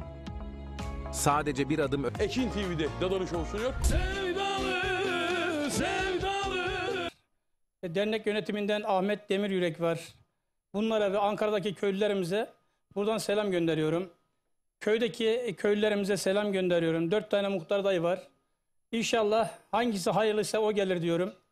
Baydarlı belediye başkan adayları var 4 tane. Hepsine de ayrı ayrı teşekkür ediyorum. İnşallah hayırlısı hangisi ise, hangisi daha iyi hizmet edecekse onlar gelsin. Onlara da selamlarımı söylüyorum. Eyvallah. İstanbul'da bize mesaj gönderen bütün yeğenlerim olsun, akrabalarım olsun, köylülerim olsun, hemşerilerim olsun, bizi televizyon başında izleyenlere hepsine çok selam söylüyorum. Buraya gelen köylülerimizin ayağına sağlık diyorum. Çok çok teşekkür ediyorum. Biz de köy olarak, dernek olarak elimizden ne geliyorsa bütün geleni yapmak istiyoruz. İnşallah bundan sonra da hayırlısı olur, yaparız. Bir de Ekin TV ailesine, siz Suat Polat'a ve Hüseyin Bey'e, arkadaşlara, yönetimine çok çok teşekkür ediyorum bizi buraya konuk ettiğiniz için. Biz de Gündoğdu köyümüzün az da olsa tanıtmak için, eksiklerini söylemek için, derneğimizin yaptıklarını anlatmak için buraya geldik. Sizlere canı gönülden teşekkür ediyorum. Bizi izleyen herkese teşekkür ediyorum. Sağ olun, var olun diyorum. Eyvallah başkanım. Biz teşekkür ediyoruz. Sağ olun, var olun. İyi ki bizlerle beraber oldunuz. Vallahi elimizden geldiği kadar Gündoğdu köyünü tanıtmaya çalıştık. Teşekkür ederim, Problemlerinizi sağ olun. dinlemeye çalıştık. Gönül isterdik biraz daha konuşalım ama vaktimiz kısıtlı olduğu için İnşallah ilerleyen zamanlarda tekrar İnşallah. sizleri de tekrar ağırlamak isterim. Bu anlamda İnşallah. bu saate kadar stüdyoda bekleyen bütün dostlarıma çok teşekkür ederim. Hoş geldiniz, sefalar getirdiniz. Sağ olun, var olun. Tüm Gündoğdu halkına ve mesajlarımız çok yoğun. İnanın ki okuyamadım. Hakkınızı helal edin. Hem Hüseyin abiye istek çok hem Gündoğdu'dan çok mesajlar geldi. Evet. Okuyamadım, affınıza sığınıyorum. İnşallah haftaya aynı program, aynı saatte görüşeceğiz diyoruz. Bir şey daha söyleyeyim. Buyur başkanım. Şimdi bizi buraya getiren Suat Güldaş eniştemiz oluyor. Yeğenimin kocası. Gelirken yolu bulamadık. Evet. Sanayiye girdikten sonra arabasının Talihsiz bir tekerini kaza, evet, patlattık. evet. Şu an onlar gelemedi. Benim oğlum Rafet de orada. Kendilerine selam söylüyorum. Geçmiş olsun diyorum. Kusura bakmasınlar. Şimdi yapacak bir şey yok. İnşallah Geçmiş olsun, başka dileklerimizi zamanda olur getiriyoruz. yani. Eyvallah başkanım. Teşekkür ediyoruz. Hüseyin abi senin de son teşekkür dileklerini alayım abi. Ben Ondan sonra Mehmet'den son geçeceğim. dileklerden önce öncelikle 2000'li yıllarda ilk kasetim çıktığı zaman 99'da Sebahattin Demiryük'le, Burhan Demiryük'le tanıştım. Çok da desteğini gördüm özellikle Burhan abinin. Sebahattin emmiyle gönüllerimiz beraberdi. Evet. O şiir yürekli bir adamdı. Mekan cennet olsun. Amin. 2003 yılında çıkardığım albümde 5 tane eserini okumuştum. İşte Köyden mi geliyorsun söylemişlerim. Sebahattin abinin sözleridir. Konağın Gülü Sebahattin abinin sözleridir. Vasiyet var, Can Oğul var. Evet. Daha çok güzel işler yapacaktık ama işte maalesef vadesi yetmedi. Kabri nuru olsun diyorum. Mekanı cennet olsun. Amin. Amin. Rahmetle anıyoruz kendisini. Sağ olsun, var olsun. Evet, görevimize güzel. Keşke vakit olsa da bir tane eserini okuyabilseydim ama neyse. Şimdi program bitti. Evet. Başka zaman inşallah. İnşallah bir iki ay geçsin tekrar seni başa baş alacağım Hüseyin abi. Dernek olmayacak. Başa baş seninle güzel bir Eyvallah. resital yapacağız abi inşallah. Eyvallah. Çünkü mesajlar bayağı geldi istek olarak. Dernek olmadığı zaman seninle inşallah güzel bir program yapacağız. Ayaklarına sağlık abim. Sesine yüreğine Teşekkür sağlık. ederim kardeşim. Seni seviyorum biliyorsun. Programın uzun soluklu olsun. Zaten uzun soluklu devam ediyor. Sağ ol, teşekkür Başarıların daim olsun. Sağ ol abicim. Teşekkür ederim. Saygılar sunuyorum. Evet efendim geldik programın daha sonuna. Haftaya aynı saatte görüşmek, buluşmak ümidiyle ana sponsorumuz Ekin Gayrimenkul Yönetim Kurulu Başkanımız Sayın Selahattin Bayram'a, Cihat Bayram'a, Mücahittin Bayram kanalımızın genel müdürü Emrah Binici'ye, tüm Ekin TV çalışanlarına, rejisinden, KJ'sinden, kameraman arkadaşlarımıza çok teşekkür ediyorum. Sağ olsun, var olsun. Ekin TV ailesine bir alkış gelsin mi? Sağ olsun personele. Efendim yine klavyede Taner Gamsız, bağlamada Aydın Vural yine bize destek olarak Emre kardeşim. Emre Gökmen. Hüseyin abinin Emre Gökmen. Hüseyin abinin oğlu olur kendisi. O da bizle beraber oldu. Seni seviyoruz kardeşim. Senin de yolun bahtın açık olsun. Yeni klavyende hayırlı olsun. Rabbim bol kazançlar versin. Islatırız artık onu bir gün, he mi? Evet. Haftaya aynı saatte görüşmek, buluşmak ümit ediyorum. Altman sponsorlarıma da çok teşekkür ederim. O zaman güzel bir 50'likle finalimizi yapalım. Hazır mıyız? Hadi bakalım. Hüseyin abi 50'lik söyleyecek. Biz de 50'nin başını Beraber. çekeceğiz. Beraber mi okuyalım? Hadi 50'ye bekliyoruz. Gödülüşlüler. Ne bakıyorsunuz? Allah Allah. Yazı hazırlık yapalım. Yazın gölün etrafında festival yapacağız. Yaz hazırlık yapalım. Gelsin bakalım. Ben coşkuyu. Haydi bakalım.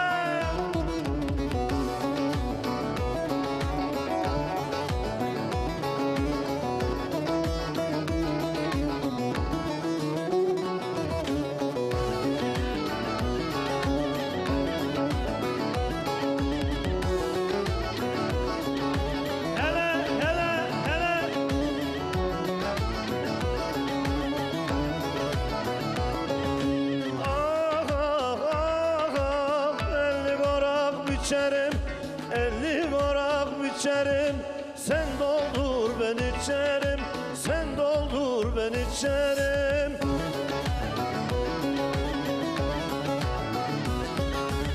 Dört yanım derya deniz dört yanım derya deniz yar ben nasıl geçerim senden nasıl geçerim öyledir yar öyledir dert adamı söylenir almış yar yar yanına hem çalar hem oynadır almış yar yanına ellik çalar oynadır Hele Anadolu rüzgarı ekinti ver coşkuyu.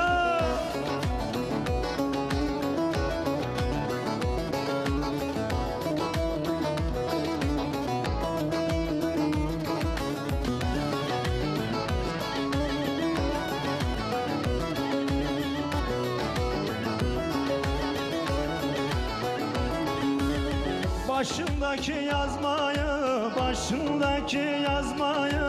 sar dolayı dolayı, sar dolayı dolayı.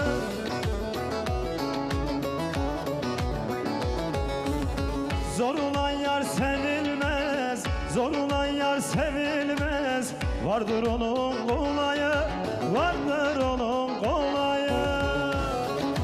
Haydi bakalım, gün doğdu, selamlar olsun.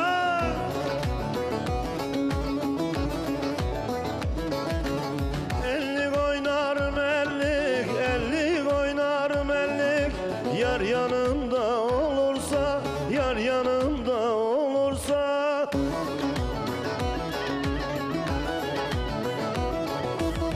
Senin gülme nasıldır, senin gülme nasıldır? Yar ağlamam buyursa, kız ağlamam buyursa. Öyledir yar öyledir, dert adamı söyledir. Almış yar yar yanına, hem çalar hem oynadır. Hele hele, haydi bakalım, tokat sallanıyor.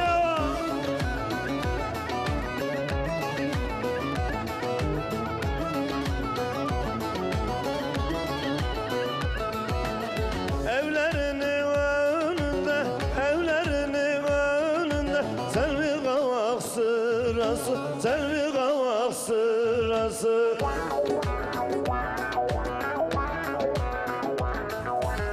Artıyor eksilmiyor, artıyor eksilmiyor. Yüreğimin yarası, yüreğimin yarası. Al yanak ağlamıyor, bir şeker bağlamıyor. Sen beni duymasan da bak, bak, bak tokat sallanıyor. Al yanak ağlamıyor, bir şeker bağlamıyor. Sen beni duymasan da bak, bak, bak tokat sallanıyor. Helal olsun, Kemancı Hüseyin.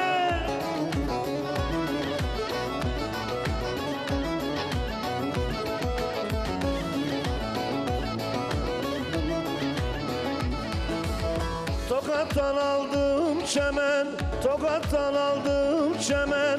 Yarim olmadan yemem, yarim olmadan yemem.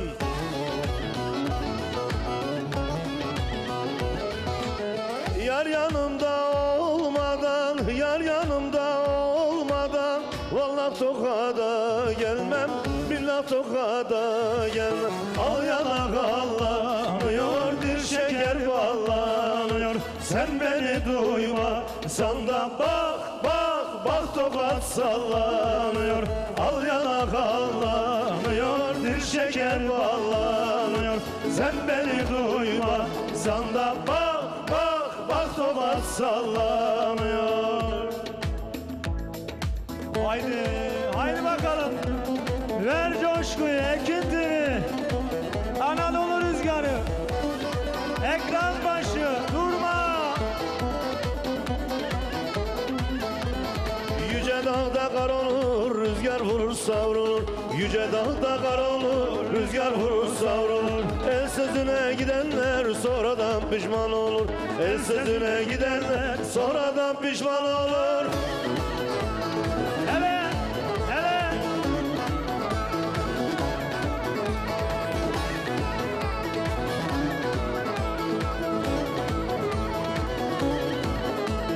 Ah benim alışım, ah benim alışım. Balına karışım, balına karışım.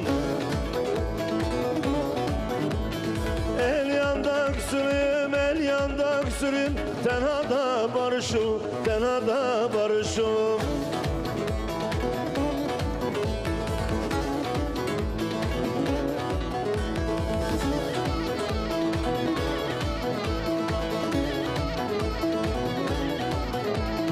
Başımdaki yazmalım, başımdaki yazmalım. Ben verdim parasını, ben verdim parasını.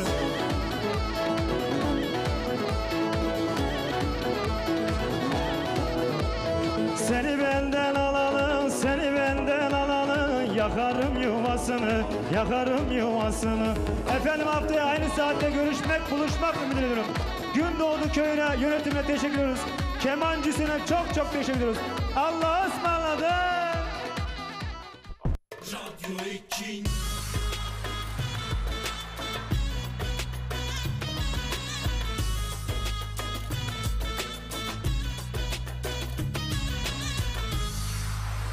Radyo Ekin.